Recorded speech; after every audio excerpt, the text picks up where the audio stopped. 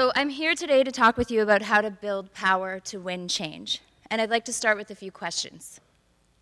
How many people here think that the status quo is working? Raise your hand. How many people here think that the status quo is working? For them, but for you? No. Does anybody feel too uncomfortable to raise their hand, but it's really working for you? No? Okay. So if the status quo isn't working, how many people here trust the majority of people who are currently elected will just do the right thing to fix inequality? Anyone? Maybe a couple people who are elected we could trust, but not the majority, right? How many people here feel that most of the people who are elected understand the day-to-day lives of the people that they represent? One. The majority? Some. They're clueless, somebody said in the audience. And I might repeat back things that you say so that people who are watching online also get to benefit from your answers. So it's kind of sad that we don't have too much faith in the people who are elected right now to make change. So that really means that it's up to us. And that's a big part of what I want to talk to you about. So for those in the room, if we think about Toronto for a second, as most Torontonians like to do, we like to think about Toronto. What are some of the biggest problems that we're facing, the biggest crises that we're facing as a city? Just yell it out. Housing. It's almost everybody yelled out housing. Transit. So there must be like an order to it that we all know. Anything else? Income inequality and affordability were yelled in unison. So that's the third one, right? So housing, transit, affordability, income inequality. Under housing, there would be homelessness and access to housing, poverty, people being pushed out of the city. Climate change and what the city's doing to deal with climate change in the province.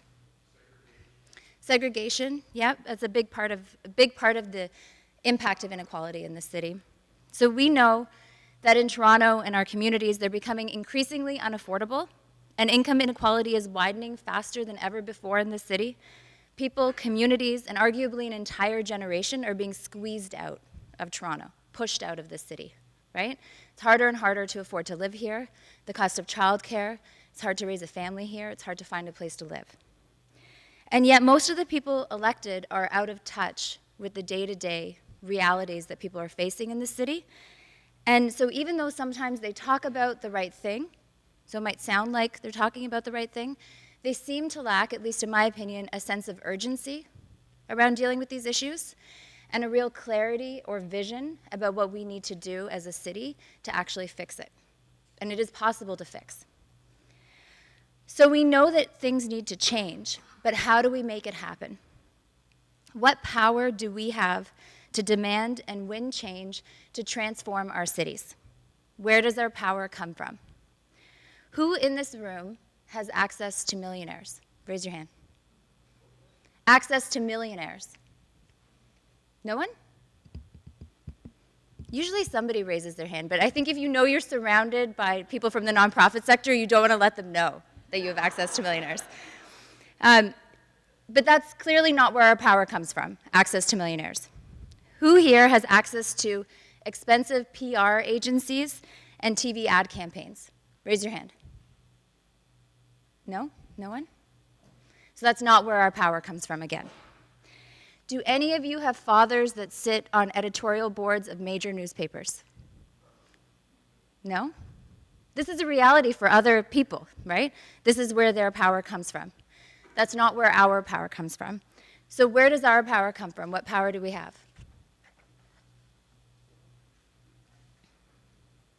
Just yell it out. People. I heard somebody say people. Power and number. It's also, the answers that for most of the questions I ask are all on your handout. So if you want, you can have a look and you can cheat. The power that we have is people.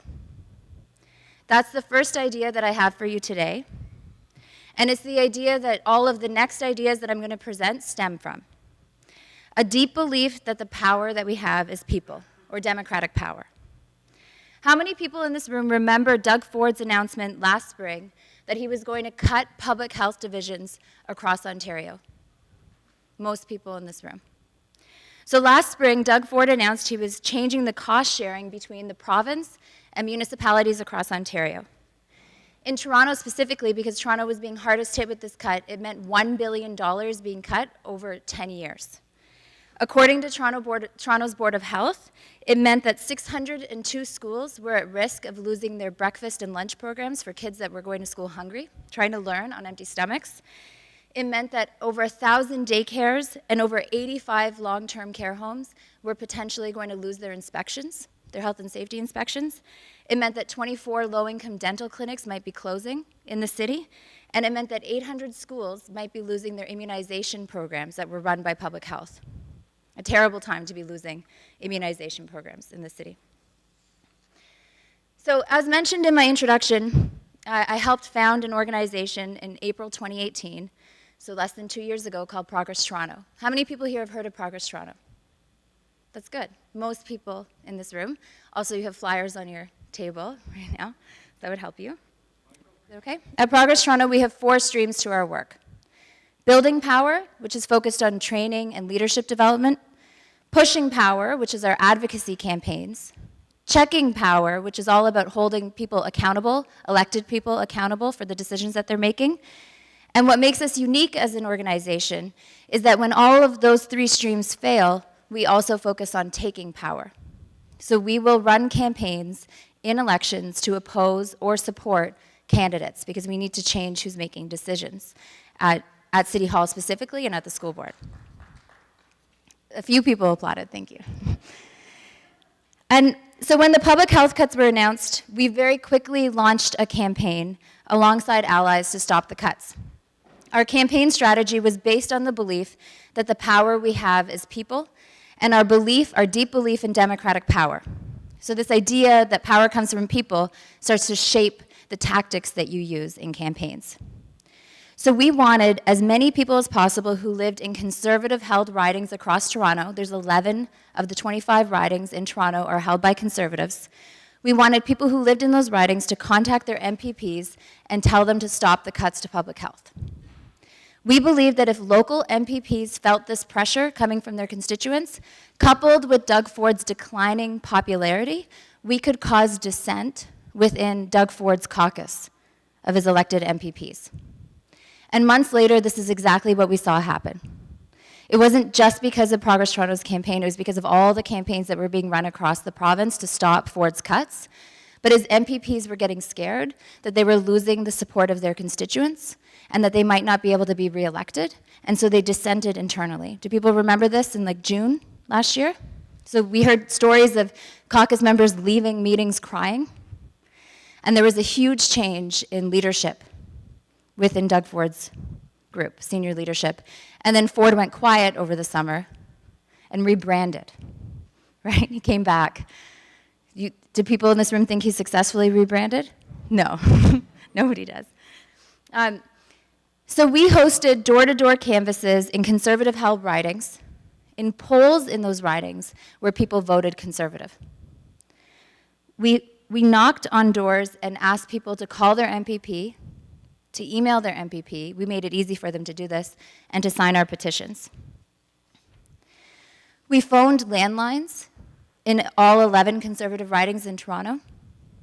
Phoning landlines means that we tend to be phoning homeowners in the city, or older people who still have landlines in their homes, and those people tend to vote and are seen as having more power. So we were targeting a group of people who MPPs might listen to even more. And we did that for 3 weeks. In a rolling way, we phoned through these ridings, and we helped patch 5,000 people through to Conservative MPPs' offices. It didn't happen as like one blast of phone calls that their MPP office was getting in one day. It was every single day. It was relentless for 3 weeks. We also used an online email petition. Has anybody here signed one of our petitions? A few people? And so you can edit the text of what you're sending to the MPP or whoever you're targeting with the email, and based on your postal code that you put in, it will send it directly to your elected representative, which means that elected reps have the opportunity to hear directly from their constituents, which is where we believe the power comes from to change what they're doing. Then, almost 1 month after the cuts were announced, Doug Ford took them back. We had won. Do people remember when he came out and announced he was rolling back the cuts? Yeah. And it was only 1 year into his term, so it was a huge success, and frankly, it was something we didn't know was possible. But we had won. He announced he was significantly reducing the cuts. He was changing the cost-sharing ratio. And for 2020, this budget year, he was giving cities one-time funding. So now, we're still fighting to stop the remaining cuts to public health. They'll be in place for 2021. The biggest impact that they actually have is on infectious disease control programs in Toronto. And it represents about $14 million a year that he's cutting, which is a lot less than the $1 billion over 10 years that we were facing before. But we continue to use the same tactic, the same belief in people power, democratic people power, to fight these cuts. So if our power is from people, what does it mean to have more power? What does more power mean? Success, yeah. Yep. You get taken seriously? But what is more power, tangibly? It's not more money. It's more people. It's more people. So it means that our power increases as our numbers increase. With more people involved in our work, we can knock on more doors, we can make more phone calls, we can move more people to action. But if we're working with thousands of people, or even hundreds of people, to help us win campaigns, we need to have distributed leadership to be able to manage people effectively. That's the second idea I've submitted to you today. Our power increases as our numbers increase, but for that to happen, we need to turn to distributed leadership. Who here has helped to run a campaign, issue-based or electoral of any kind, that involved hundreds of volunteers? A few people? Yep. What were some of the challenges that you faced on those campaigns? Just yell it out. Motivation over time, keeping people engaged. Yep. Anything else? No? I have a list here of things that I usually hear. Often people on larger campaigns with hundreds of volunteers have trouble keeping them involved, for sure. They also have too many people who demand their time at once, and it's very hard to keep up. Have people experienced that with volunteers? It's a little bit hard to keep up and get them out the door and get them moving fast enough. You can be overwhelmed by the amount of activities you're supposed to do, the amount of work that you have to do. You end up working really late sometimes on these campaigns because you care so deeply, and you probably put in more hours than you should. And there's just so many people to manage and talk to and to keep up with. Who here has volunteered on a campaign? Maybe an electoral campaign? How did you feel? What were some of the challenges you might have faced there?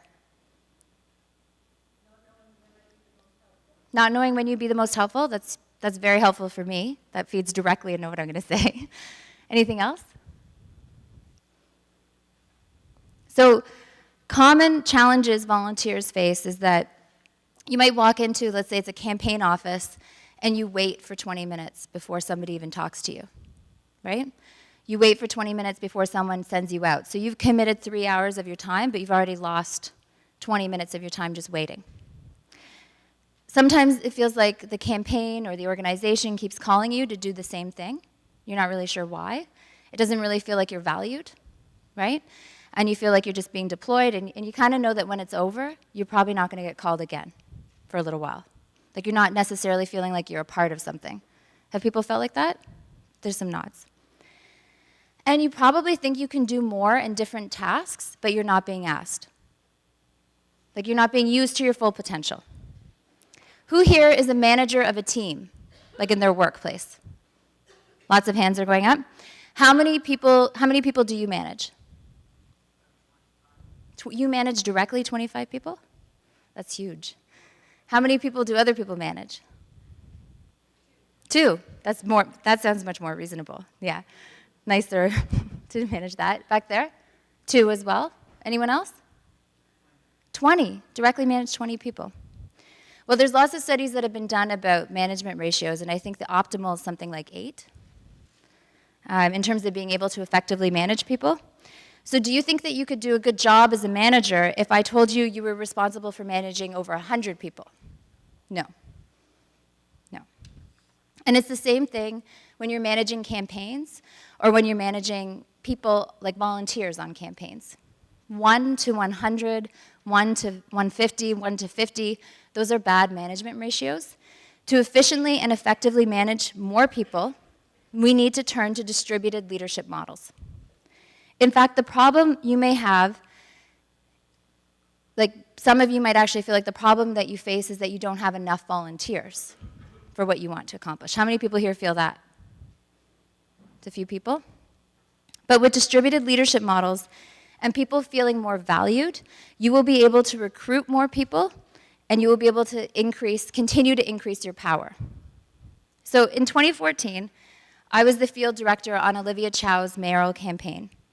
Anyone who knows Olivia knows that she's a people magnet. How many people in here know of Olivia Chow? Lots of people. When she launched her campaign in March 2014, over 4,000 people signed up to volunteer within a week. And ultimately, by the end of the campaign, over 9,000 people had signed up to volunteer. But in the very beginning, I was alone. The field team consisted of one, me, for the first month before we were able to fundraise and bring more people in. Our goal as a field team was to build a strong grassroots field campaign that would identify and persuade people to vote for Olivia Chow in the mayoral race in 2014.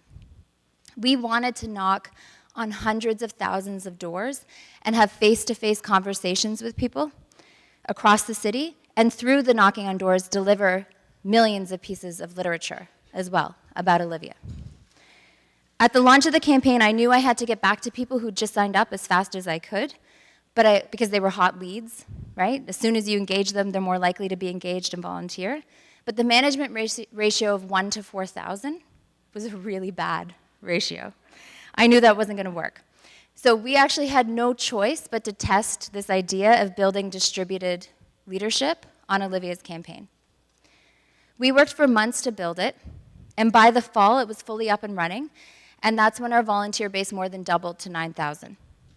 So I'm not going to go through exactly what we did, because that would be a whole nother talk, but in the end, we had 2 field directors managing 11 organizers who managed 150 full-time and part-time fellows, which I'll talk about in a bit, who helped manage the work of over 300 leaders, like volunteers who'd emerged as team leaders, as leaders in their neighborhoods, who then helped to build teams and work with and manage the thousands of volunteers underneath them.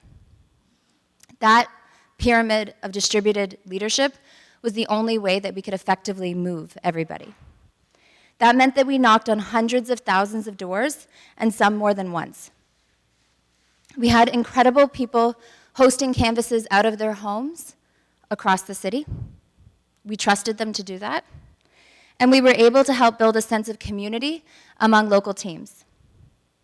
Olivia didn't ultimately win the mayoralty, unfortunately. I think we all know that. But we did effectively build power through that campaign. But how do you build distributed leadership?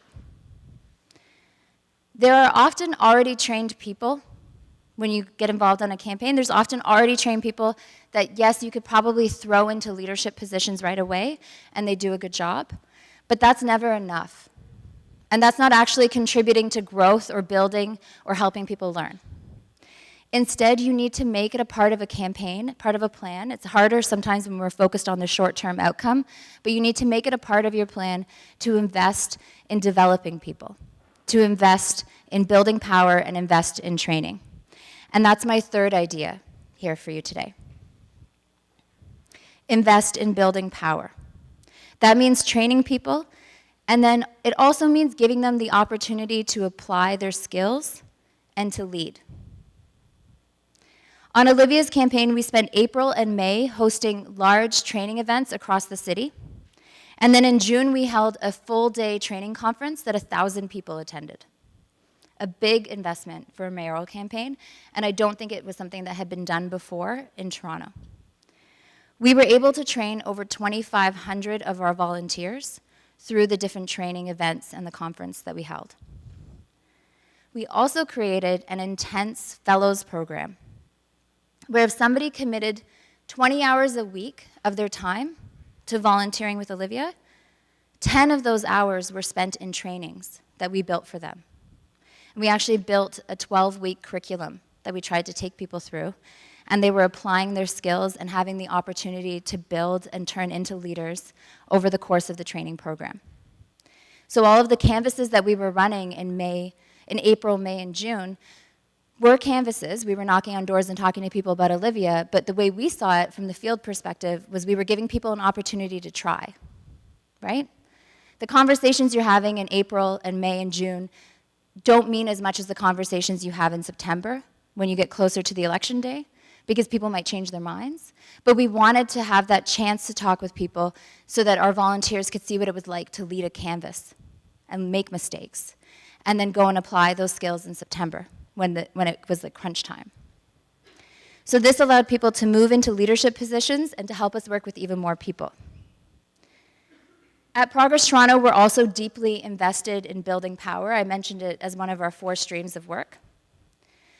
At all of our canvases and all of our phone banks, we take extra time to train people and to debrief with them after. We also run a seasonal training series. Has anybody here heard of our training series? A few people? It's on the front of our website at progresstoronto.ca, so you can also check it out. So winter, spring, summer, and fall, we offer anywhere from 5 to 10 training sessions that you can just come out to. You don't have to commit to all of them. People can just show up. They're offered for free. We do always ask people if they can donate to help us cover our costs. And you learn anything from how to knock on doors, how to organize your own door canvas, to how does City Hall work. We have a City Hall 101.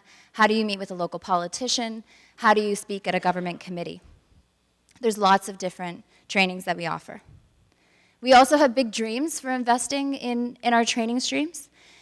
So we're less than 2 years old, and because we're not charitable, funding is a bit more of a challenge for us. We rely on thousands of individual donors, and our average gift is $35, and our average monthly gift is $11, so it gives you a good idea of what we rely on. And we also have sponsors that give to us when we host events. I say this because we hope to launch our own fellows program, hopefully sometime this year or next. And with that fellows program, we would like to compensate people for their time so that there's no barrier to being a part of this program, but we'll be training people up over the course of it. As well, we hope to host an annual conference, training conference that we've already named called Organizing to Win. We believe deeply in investing in people's leadership and growth so that we can bring more people in and move more people to action. We see it as the path to winning our campaigns and building a more equitable city. A big part of training people and investing in building their power is giving them the actual opportunity to go and lead. Often people in charge can't let go of things, right? I've been there, I do that, I still do that. I try to check myself for that. But we need to give people the chance to actually take on these projects and these tasks and lead and maybe even fail. That's how we learn, through failing. If you want people to build their power, if you want people to build their skills, you have to give them that chance. It's up to you to motivate them, encourage them, and let them know it's okay to make a mistake, and help them debrief afterwards and learn from their mistakes. We have to share the power that we hold so that our collective power can grow. So at Progress Toronto, for us, that means letting our volunteers lead and organize door canvases and phone banks, giving them the skills first to do that, of course, so we're not just throwing people in, but letting them do that, letting them take up that space. And a big part of motivating people to take on leadership and give their time is also sharing your strategy with them. That's my 4th idea for you today. You have to share your strategy, your goals, and your priorities with people in order to motivate them and to train them. So how many people have volunteered on like an electoral campaign in here and been told why they're knocking on doors where they're going? A few people, right? But not most. How many people feel like they're a part of the strategy and understand the strategy of the campaign? Just a few. Often on political campaigns, electoral campaigns, or issue-based campaigns, we seem to think that our strategy is some sort of secret, right? That it's like a secret weapon that we have. But the truth is that most of the time, the people that we're up against have more experience than us or have just as much experience as us, and they could kind of guess what our strategy is. There's things that they don't have. They don't have the determination that we have, right? Because we have a sense of injustice. They have a sense of holding on. But they probably know our strategy. If you're using people power and democratic power in a strategic way, like if you're helping move thousands of people to action in key polls in an MPP's riding, polls you think that that MPP cares about most, they're probably going to find out that that's what you're doing, right? They probably know that you're knocking on doors in their riding. That's the point. So it really doesn't matter if you're sharing that strategy with your volunteers beforehand. That MPP is going to find out. They, the MPP, most likely a he, because that's the situation we're in right now, will know it soon enough, because his voters are telling him something.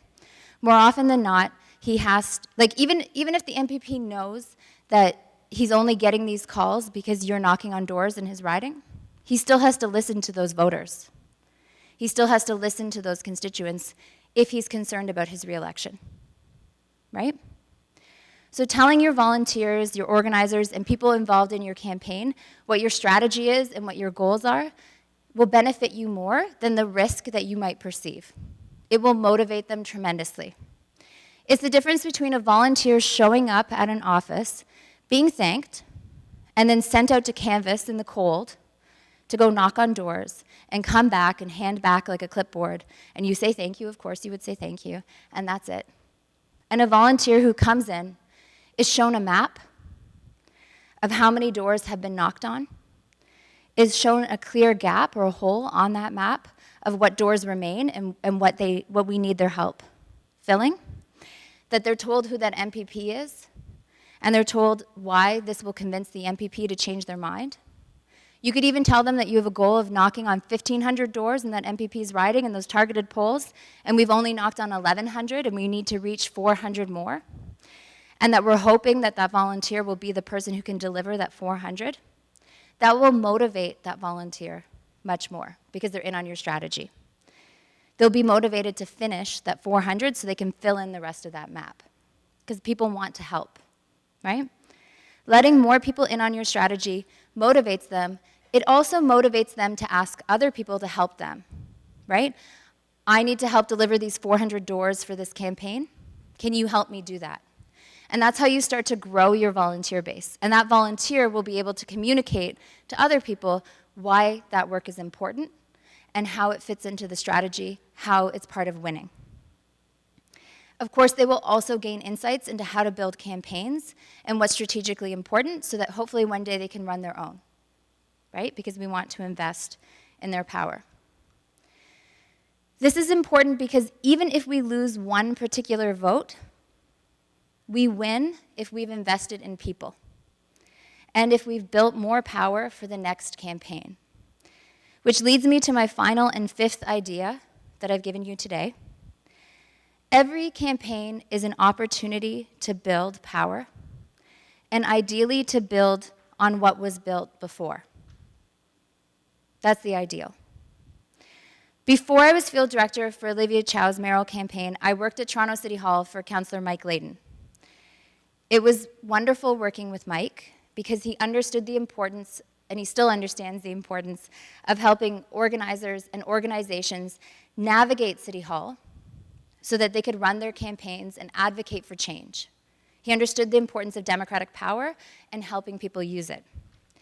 In 2012 and 2013, through my work in Mike's office, I had the chance to work with an incredible group of women who were campaigning to stop a downtown mega casino in Toronto. How many people remember the no casino campaign and the proposal? Not applauding the casino. No. We're applauding the fact that the casino has been stopped. Yeah. So when it was first proposed, the majority of the then 45 members of City Council, now we have 25 members of City Council, they were in favor of the casino. Only 8 of the city councilors were opposed. 8 of 45. And it seemed like every single lobbyist in Toronto and Ontario had been hired to put pressure on all the councillors, on senior staff at the city, on the province, to get them to support the casino. But we knew the impacts of addiction. We knew the strain on the local economy, on local businesses that casinos would bring. We knew about the traffic, everything that would come with a downtown casino. We knew that it would be very bad for Toronto, and we were determined to stop the casino. The No Casino campaign was up against Paul Godfrey. People remember Paul Godfrey? The Ontario Lottery and Gaming Corporation, and almost every major casino company you could think of. MGM Grand, Tropicana, Caesars, and others. The Toronto Star described this, David Ryder from the Toronto Star described it as a David versus Goliath battle. They were spending millions of dollars buying up ads. In 1 week, they'd spent something like $5 million on ad campaigns. And at that same time, the No Casino campaign had spent a few $100s buying a domain and building a website. We were definitely being outspent. But we believed in democratic power, and we built a campaign around that. We built a campaign that had hundreds of volunteers that focused in on the wards where we knew we could move and had to move city councillors in order to get them to oppose the casino. So for months, for an entire year through the winter, we knocked on doors, we called people, we built partnerships with residents associations and other groups across the city, and we helped make it easy for people to call and email and meet with their local councillors to tell them to stop the casino. And after about a year of work, the councillors had been flipped. We even forced the meeting on the casino. The mayor didn't want to hold the meeting, so Mike went around with a petition. Councillors can sign petitions to call their own meetings. He got a majority of councillors to call this meeting, and they voted 40-4 to oppose the casino. It was great. In fact, Ford had moved his own motion to stop the casino. That's how far we took it. But out of spite, he then voted against the motion that was 40-4 that Mike moved.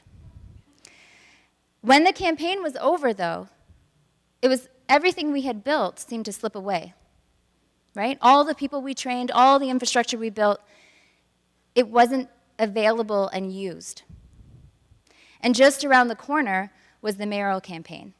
So the municipal election was right around the corner, and I was going into Olivia's campaign, and it really felt like in many ways we were starting from scratch. But I had just spent 2 years working with people to build all of this infrastructure before. And I told you everything we built on Olivia's campaign, the 2,500 volunteers we trained, the leadership we built within it. But it was the same problem at the end of Olivia's campaign. When it ended, it all seemed to slip away. We invested heavily in people's leadership. We built teams, friendships, and a sense of community. And some of that, I believe, lived on organically, and we don't know all of the great change that meant for the city, but much of it also slipped away. And that's a really big reason why I founded Progress Toronto. It became clear to me that we needed a broad-based organization focused on the city that would sustainably build power inside and outside of elections. So that every time we work on an issue, which relates to this fifth idea, every time we run a campaign, the power we built, the people we invested in, they could continue their work with us, if they wanted to, for the next change that needed to be advocated for. It's all too easy for us to be caught up in the moment and the campaign and the vote that we see coming ahead of us and not think about the long term, not think about people's growth. We're just focused on winning on that one issue. But we all need to reframe and see each campaign as an opportunity to build, learn, and grow, to bring more people in and to build that power. It's our hope at Progress Toronto that we will be able to contribute to sustained and continual growth in people power through our work. And with that, we can finally change who holds power in the city and the decisions that they're making. And we believe that this is the way to building a more just city. Thank you.